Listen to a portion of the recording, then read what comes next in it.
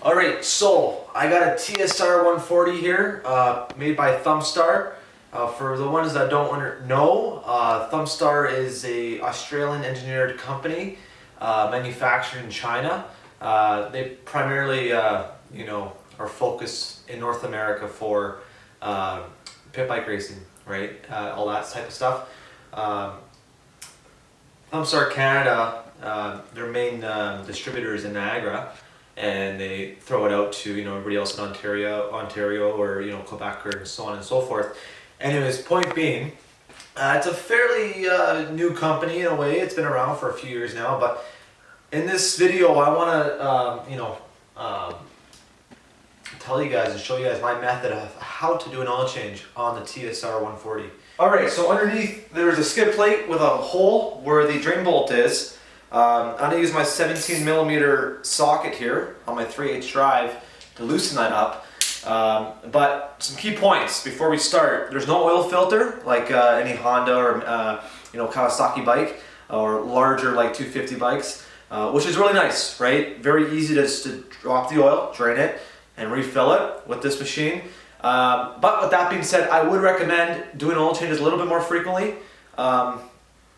But same thing, right? Like if you got like a CRF110, there's no oil filter, right? So it's just, for racing purposes, I do it roughly between 2 to 3 races.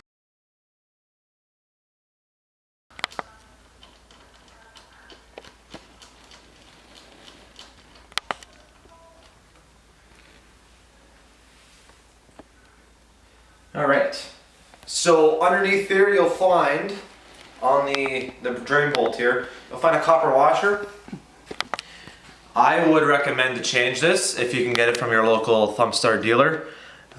Very important. I'm not going to change it. I changed it fairly recently, so it's not a big deal. But if it is sandwiched, right, this one's pretty decent. So, but if it's sandwiched, they're fairly inexpensive too, so you don't have to worry about that. But I'm gonna look at the bottom of the drain bolt here. This one is not magnetic.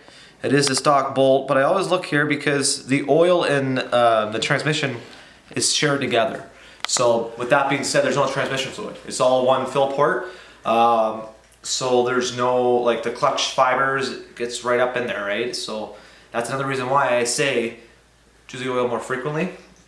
You can tell this is black. This is like a couple motos on this oil, and it's black already. So, but yeah, so we'll keep on going here. That's straighting out.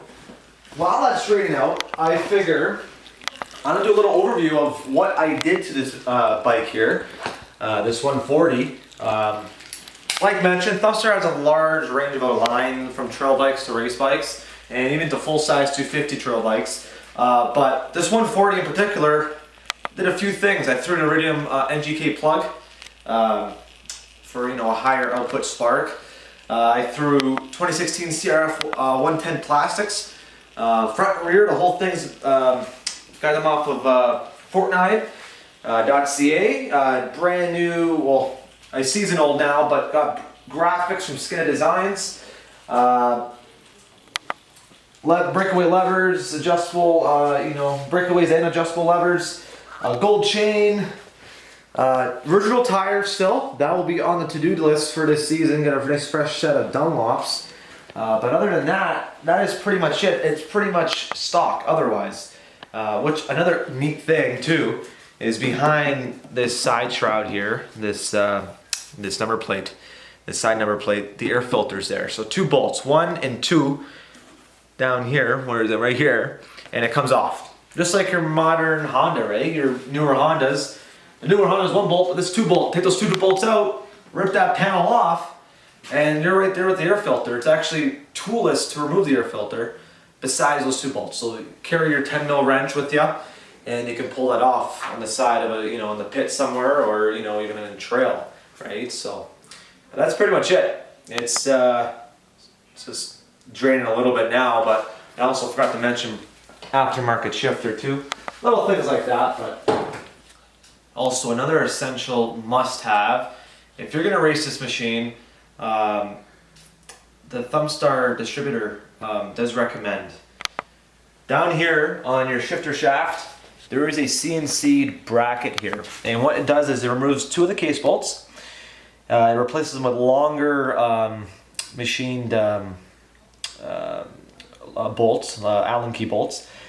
And what this brace does is it supports the shifter shafts. So the heavy shifting, you know, in between, you know, corners or coming off of, you know, of a jump or whatever, that shaft can bend, and it won't be too good for your transmission. It honestly will most likely cause catastrophic failure.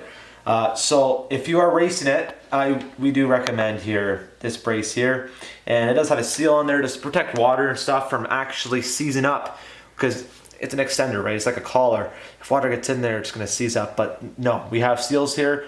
I packed this up with grease inside, so there should be no friction issues, no whatever. But that's another point where when you do normal service, you take that piece off, you clean inside, you pack it up with fresh grease, and you know, run your season type thing, right? So, but yeah, so the oil looks like it's pretty much done. It's draining out. That is really dirty. There's like 2 motos, 3, maybe even more on that oil. So that was bad on my part.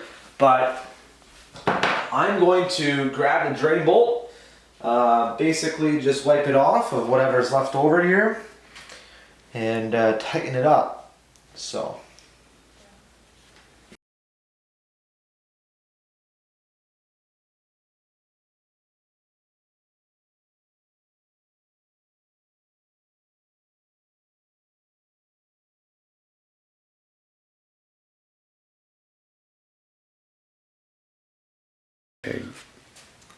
All right, so on this side, the kickstart side, the dipsticks here, the fill port for the oils. So we're gonna pull it out here and just wipe it all down, make sure it's clean here.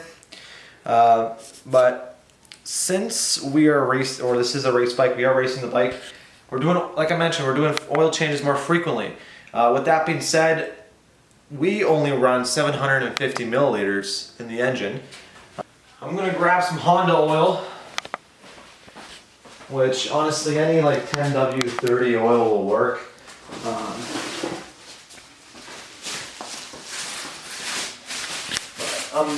I'm so used to this Honda oil that I honestly put in everything, like lawnmowers, you know, anything that's a 4-stroke engine, right? So, but even up to the big bikes. But yeah, so let's open it up here.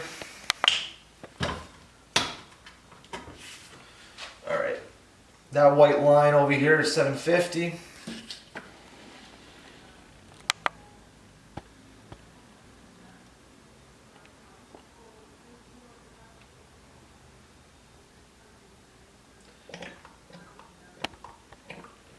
And just like that.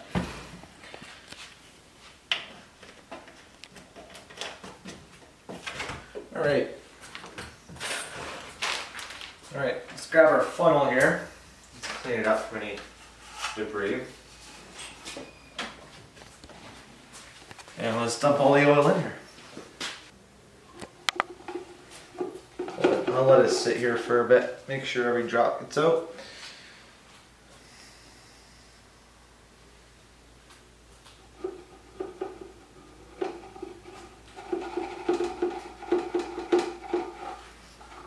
Alright, just like that, we are pretty much full.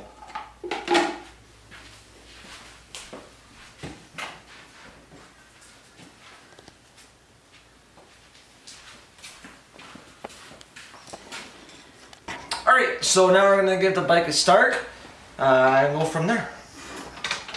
Let's find top dead center here.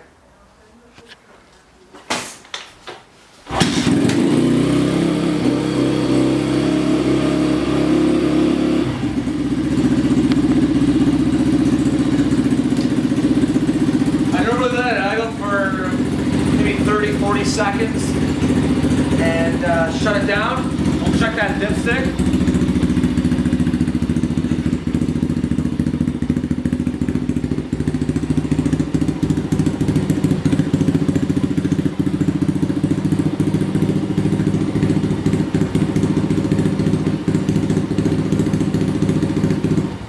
And see if you have to top it up or not. Make sure, key, number one important thing. Make sure the bike is on its own feet, on its own wheels when you check the oil. That's a must-have, because a lot of guys, they throw them up on this motocross stand, and because of that skid plate, it's not level, and you're gonna get improper rating. You're gonna add too much oil, and it can, you know, create a lot more problems than what you actually, you know, want. So let's check here. That looks pretty full to me, and that is 750 milliliters right there. Go. All right, so we're gonna torque it down. Manual says 15 foot-pounds. Find a conversion to newton meters or whatever, you know, measurement you want to use.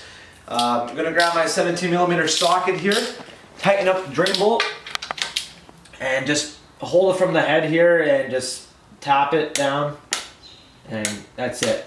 Don't go any more, any less, just until you hear the click. And there you go. All right, so we can put it back up, throw it back on the stand, and you're ready to go riding. That is it. That is an oil change on the TSR140R.